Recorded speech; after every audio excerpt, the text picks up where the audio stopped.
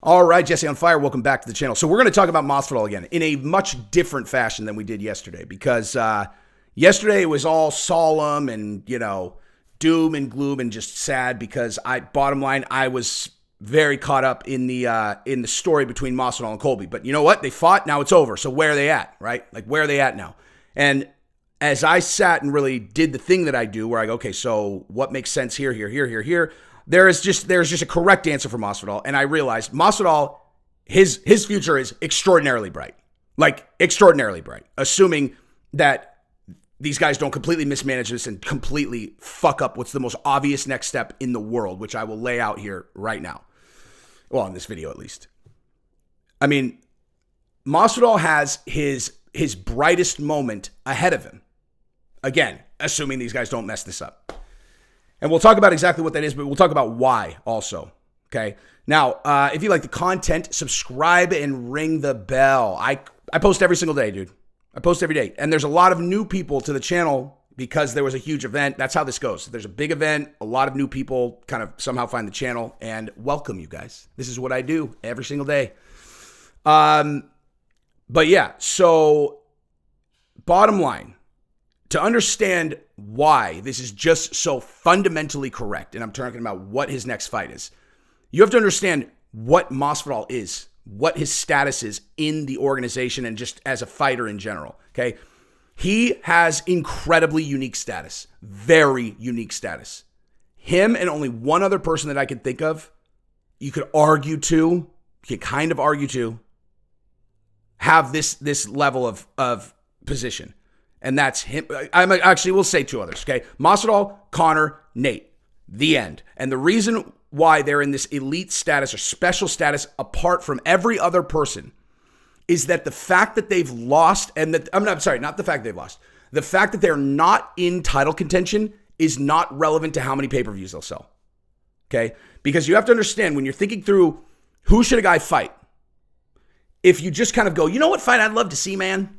I'd really love to see this dude fight this dude. Like, I think that'd be a great fight. Okay, that's not how decisions are made in the organization at all. There's nothing about that translates to how these guys are going to make a decision. Oh, this would be a great matchup.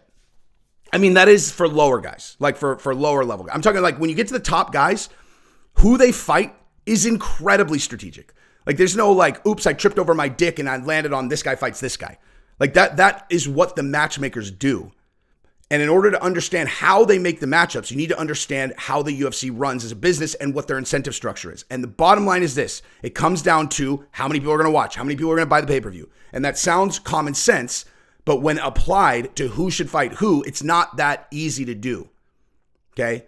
It's easy enough if you really understand how it works that you can even predict things that they're going to do. Like as an example, when I predicted that they were going to cancel Masvidal and Leon Sunday morning after the Kamaru and Colby fight, and then 2 days later they did, okay? Because I understand exactly how they do this.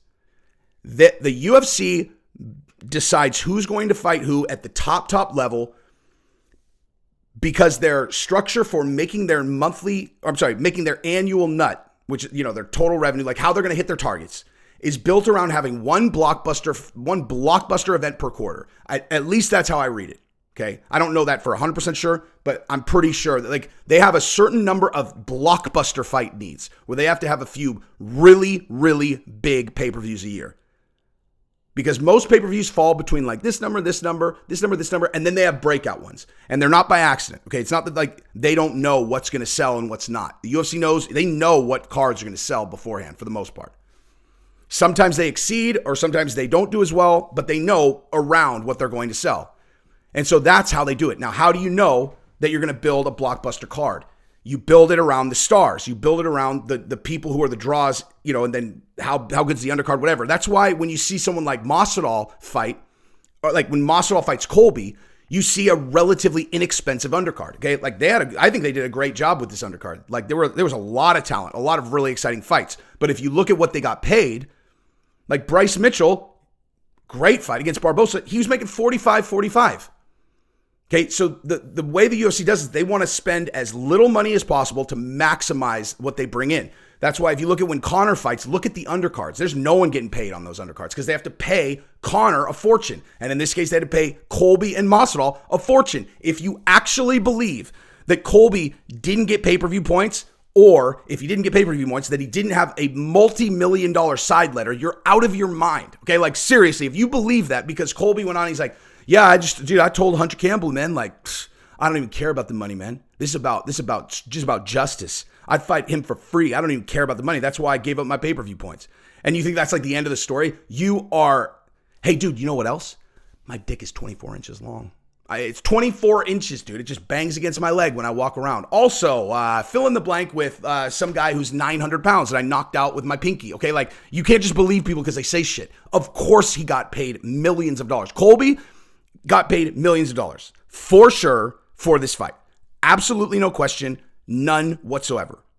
Unless you just believe whatever people tell you on the microphone. Yeah.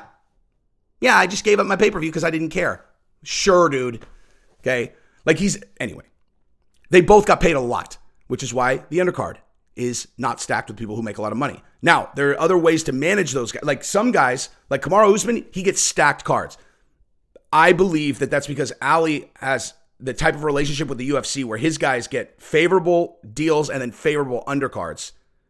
And then they are generally not adversarial towards the UFC. The only time I've seen anyone that's on Ali's team be adversarial towards the UFC was Henry Cejudo recently, and that's because Henry fake retired and then tried to hold the UFC's feet to the fire when he was a double champion, and that really pissed them off, right? Like, I'm gonna tangent just for a second about that because it has to do with this card also. Like Islam Makhachev, okay? You know, they said like, yeah, he didn't want the fight. Okay, here's what I would bet my life on this. What actually happened is they said, okay, yeah, you want the fight, here it is. And they gave him a bout agreement with his agreed upon money. And then they asked for more money. They were like, no, he's taking this on a few days notice. Like, we need more money. And they were like, fuck you.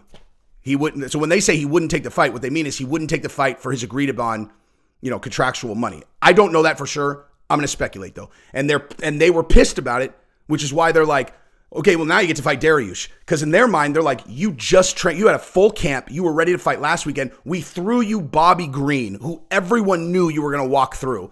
I mean, everyone knew that he had no chance against Islam. We threw him to you anyway. You got your full purse. Now we really need you to like help with this card. And you're asking us for more money? Fuck you, pal. Now you get to fight Dariush again. Good for you. So, well, he's one of Ali's fighters too. So I guess I may have just contradicted myself. But nonetheless, Ali and Dana are cool, obviously, and Gaethje makes a fuckload of money. Whatever. This is completely beside the point. So, blockbusters once a quarter. Okay. So, what are you going to get? What are you going to get if you take Masvidal and Conor and put them together? You're going to get the biggest fight of the year. Okay, you got two guys who are coming off of losses, multiple losses, both of them. Okay? If you have them fight separate opponents, first of all, who is Masvidal going to fight that could be a headline fight, right? That could headline the entire card? Masvidal. Nate Diaz, maybe, right? Maybe Nate Diaz.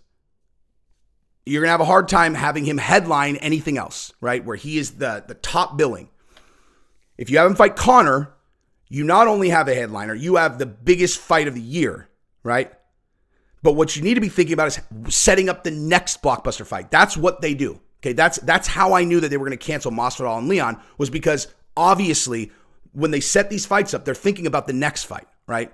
It's not just about this. Now, sometimes a fight represents the culmination of a bunch of setup. Colby versus Masvidal being that. That was not a, if this guy wins, then blah, blah. That was the thing they were working towards, which is why Masvidal fights Kamaru. Masvidal fights Kamaru again. Colby fights Kamaru. And all along there, if either of Masvidal's fights against Kamaru would have resulted in Masvidal winning, Colby would have fought for the title immediately against Masvidal without a fucking shred of doubt. And then when Colby is fighting Kamaru, when Colby's fighting Kamaru and Masvidal's coming off those losses, they put Masvidal with Leon immediately afterwards. And they're doing that specifically so that if Colby beats Kamaru and then Masvidal beats Leon, then they set up that fight for the title. It's the blockbuster fight they were driving towards. That's why they hadn't fought until now. They were seeing if they could set it up to where they could fight and it be for the belt, which would make it an even bigger blockbuster. It didn't work out, so now they did this fight. Okay? When Dustin fights Conor in January 2021, that was to set up a Khabib rematch. When they set that fight up, they didn't realize Khabib was going to retire. And when he first retired, that's why Dana was like, I'm not accepting his retirement. Because in Dana's mind, he's like, if Conor beats Dustin, that sets up the biggest fight in UFC history against Khabib for Khabib Conor 2. Because Conor was coming off knocking out Cowboy in 70 seconds. If he would have gotten, had a dominant victory over Dustin, coming off 2 dominant victories, and then Khabib rematch, biggest fight literally of all time. Okay? That's what they do. They create fights that set up subsequent fights. Now, if you have Conor fight fill in the blank, it's a blockbuster. If you have Masvidal fight Diaz, it's a blockbuster. But Diaz is probably fighting Dustin, whatever. But if you have them fight each other, what that does is it creates, A, the biggest pay-per-view ever, but also one of them is going to win. One of them is going to win. Okay? Now you got both of them are coming off multiple losses. Now, bottom line, people want to say both of them are washed. That's fucking idiotic. You don't know that. Bottom line, you do not know that. Masvidal lost to Kamaru Usman, who's dominated everyone. Is Gilbert Burns washed? He knocked out Gilbert Burns too. Is Colby washed? Kamaru beat Colby twice also. Okay? Masvidal lost to Colby Covington and Kamaru Usman. If that makes you washed, the entire fucking division is washed. They just, these guys aren't good enough to get to fight against those guys. Everyone would lose to those two guys. Everyone would lose to those two guys. Bottom line. So Masvidal's washed? No, he's not. You don't know that. Okay? I'm not, you just don't know that. And Conor lost to Dustin by getting calf kicked. Bad game, well, not bad game plan, just he had never faced calf kicks before. He got that's how he lost that fight, okay? He got calf kicked. He didn't, is what it is, right? Dustin, fair victory, absolutely. Dustin beat him, knocked him out because Conor got his leg kicked out. The next fight, Conor broke his leg. Now, Dustin was beating Conor in the first round. Here's the thing. The only reason that you could say, okay, the second fight was relatively definitive is just because of Conor's history, where if Conor doesn't do well in the first round, it's very, he doesn't get better as the fight goes on. Dustin does. So if someone dominates Conor in the first round, I can't think of any fights where Conor has turned it around and beat the guy. Mendez kind of did that a little bit, but Mendez had taken the fight on 2 weeks' notice, so he didn't have any gas, and then he got tired, and then Conor knocked him out. But aside from that, basically, if a guy is beating Conor in the first, it doesn't go well for him, right? So you could say pretty likely Dustin was going to win that fight. But nonetheless, it's Dustin Poirier, dude. The absolute top of the division. So you can't just say Conor's washed because he lost to Dustin Poirier. So maybe they are, but you don't know that. You do not know that. What you do know is if either of them takes another loss, that's trouble for them, right?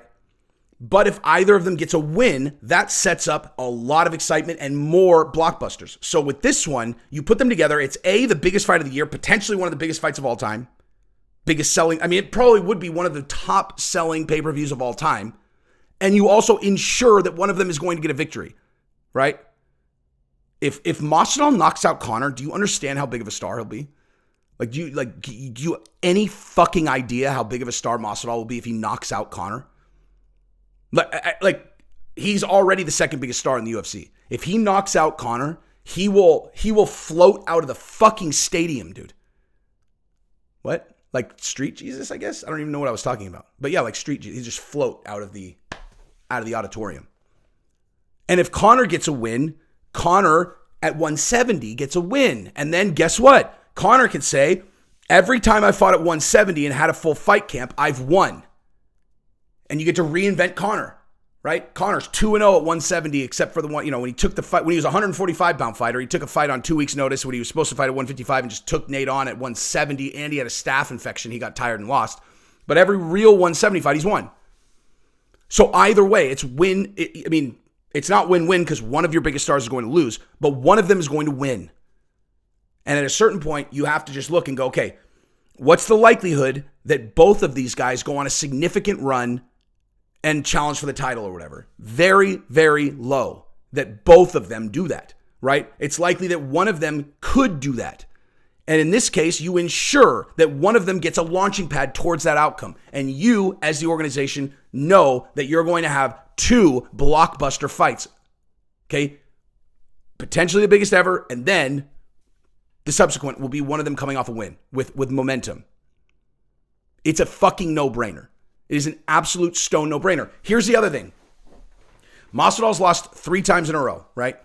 Okay, so who did he lose to again? Kamaru and Colby, right? What's the base of those guys' fighting style? Wrestling, right? What's Masvidal's weakness? Fighting off wrestlers, right? I know, exactly. He did get caught by Kamaru. He got caught by Kamaru clean, plain and simple, for sure. But primarily his challenge has been fending off wrestling. So ideally, you want to put him against someone who's not going to wrestle against him. Now, Conor, what has his primary weakness have been, Aside, again, the thing with, like, Dustin's an exceptional striker, but the way that he beat Conor in the fight in January of 2021 was he calf kicked him. Conor had never faced calf kicks, okay? Aside from that, Conor is vulnerable to wrestling. So why not take your 2 biggest stars, both vulnerable against wrestling and not going to initiate it themselves, and put them in there and have a blockbuster fight, and one of them comes out with the, catapulted energy behind him. It's a fucking no-brainer. So unless they fuck it up and just are like, no, I think we're going to do fill in the blank with some vastly inferior option, then Masvidal's biggest moment is in front of him. Like, seriously, like, I know Masvidal feels really down right now, of course. He just had to fight his best friend. Oh, you know who said that, by the way? You know who else said that? Belal Muhammad. I'm going to sidetrack real quick. So people really, really, really want to tell me how, Masvidal and Colby it's real, and maybe it is, maybe. But Belal Muhammad said they should put up the BFF belt for this fight. On Twitter. He said they should put up the BFF belt for this fight. And I was like, a person with some emotional intelligence. Excellent work, Belal Muhammad. I also noticed that after Cody got knocked out when he was fighting at 125, Belal tweeted out something like, oh, that's heartbreaking. And I noticed that at the time. And I was like, oh, a person with emotional intelligence who actually understands what's going on. And then he tweeted the BFF belt thing. And I was like, oh, a fisherman can spot another fisherman from a mile away, my friend. Good on you. But nonetheless, even if they hate each other, at one time they loved each other. That was kind of like, he lost in a bad spot. But guess what? You know what really brings people out of bad spots is hope and excitement about the future. And all Masvidal should be doing right now is campaigning for the Conor fight. And honestly, all Conor should be doing is campaigning for the Masvidal fight. And all the UFC should be doing is campaigning for that fight. Because that is the biggest no-brainer of all time for everyone involved. So anyway, that's what I got. I mean, I went to the fights this weekend. It was amazing. We had a blast. Played some blackjack with some guys. They weren't even with our crew, but they hung out with us. I actually hung out with them like probably the most on Friday night. A couple young kids. One of them goes, "Hey, I thought you'd be bigger in person." I was like, "You haven't seen my dick." It's a good line. But yeah, he's a cocky little prick. I like him. I like cocky little 22-year-olds. That's what I was like too. So bright future ahead of you, young man. But anyway, yeah, so we had a blast, dude. We had a blast. And again, I can't explain to you what it's like watching Masvidal come out to that fucking Scarface thing, dude. Like, that shit was so crazy.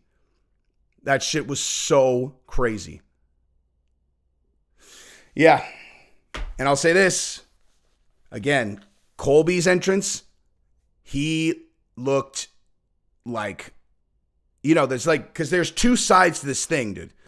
There's the check me out, I'm on the mic, check me out, I'm in an interview, check me out, people are watching me and I'm hyping fights. Then there's the fight. Completely different things. Totally different things. Completely different. That's why I've always had so much respect for Colby since he started doing the shtick, is because he's able to completely separate what he does out there with the fight itself.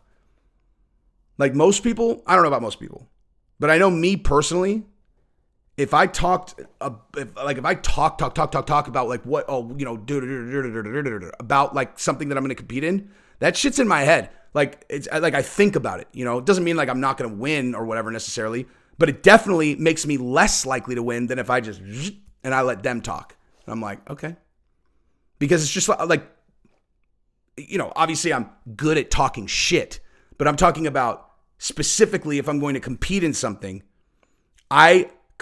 in terms of how I compete better if I haven't said very much, where it's just, and I let them talk. And I'm just like, and the more they talk, the more I'm like, okay, I'm going to make you fucking eat that, dude. But Colby says Colby's just talking. He comes in and he fucking takes care of business, dude. Nice, quiet, etc. And during his entrance, he looked different to me than he normally does.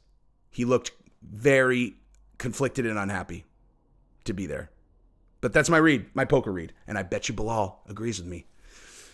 Anyway, that's what I got. So make the fight. Let's fucking do this. Peace.